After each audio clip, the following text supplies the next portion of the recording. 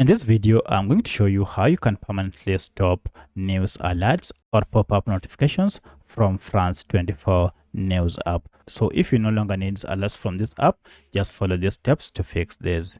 If this video helps, please like and subscribe to this channel. Alright, to do this, go ahead and find your app, then long press on it and look for app info page. We want to access this app's info page. However, if you can't see app info, you should see a settings gear or even the name of the app. Tap on any of this to access the app information page. You can also access this page through settings. Now, once you have access to app info page, you need to scroll down and go to permissions section.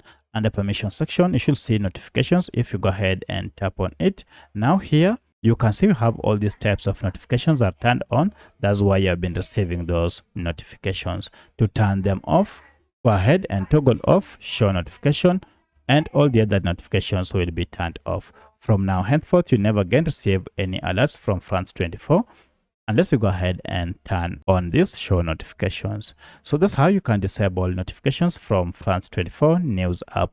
If you have any other question, kindly let me know in the comment section.